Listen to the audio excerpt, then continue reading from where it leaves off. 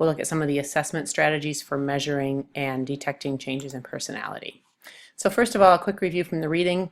Carl Jung and Alfred Adler and Karen Horney are all later Freudian psychologists. Jung believed slightly differently than Freud about the unconscious because he believed in what he called a collective unconscious, or sort of a shared history and understanding that all humans have. So that was an expansion on what Freud saw as a personal unconscious. Alfred Adler was also a Freudian psychologist, but he believed that social rather than sexual childhood tensions were more important. So, for example, a child who's bullied on the playground in elementary school might develop an inferiority complex, and then much of his life or her life would be spent trying to overcome that and possibly strive for power and dominance, maybe rise high in the military or become a CEO. So the sense of people trying to prove themselves and overcome what they perceive as their childhood deficiencies. Karen Horney also believed in social aspects of childhood growth and development being more important than simply the parents or what Freud called the psychosexual stages of development. So most contemporary theorists, psychoanalytic theorists, don't believe that sex is the basis of personality or that sexual inhibition is the cause of psychological disorders. But they do continue some of what Freud developed. For example, they still focus a lot on the unconscious. They look at our inner conflicts. They still believe in free association and similar sorts of psychoanalytic therapy. They also believe that our parents and our childhood, how we're raised, has a tremendous impact on our personalities. So we'll come back to this issue in a later unit where we'll look at how much influence parents have over our personalities. This is just a little glimpse of it, the parenting styles and the effects of different parenting styles. So I'm going to try to move this a little bit here. Okay, it's not letting me make the screen a little bit larger so you can see all of it at once. But the parenting styles described here: authoritative, authoritarian, uninvolved, and permissive. Those all are different ways that parents might raise their children.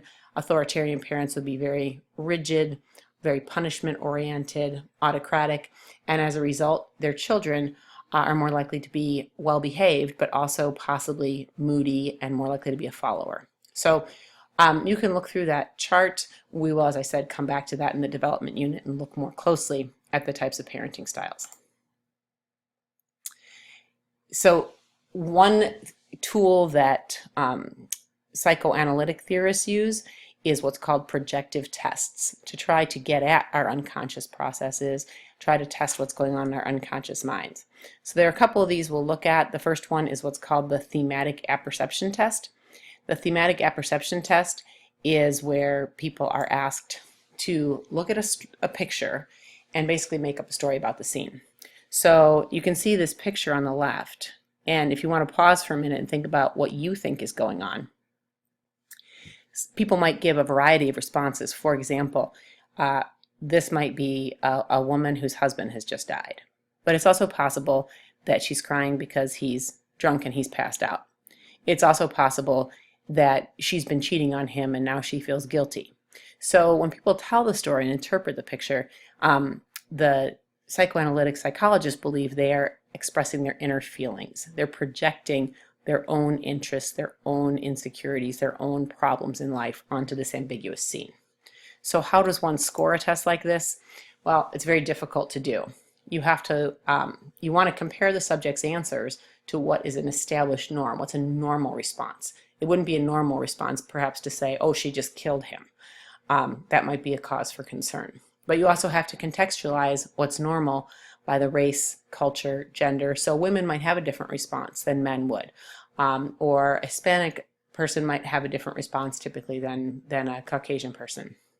So those are all important. Also, the therapist would consider nonverbal clues, like as the person is describing, are they getting embarrassed? Are they fidgeting? Are they, getting up and leaving? I mean, all kinds of different possibilities. They would look for themes of optimism or pessimism. So perhaps she's crying because she just found out that he's actually going to survive this disease. That would obviously be a sign of optimism. And they look for defense mechanisms as well, which we've already discussed. The most widely used projective test is the Rorschach ink blot test, which is a very similar procedure the psychologist gives this picture or series of images to the subject and tries to identify their inner feelings, their unconscious thoughts, by analyzing their interpretations. And of course, these are much more abstract and ambiguous than the thematic apperception tests.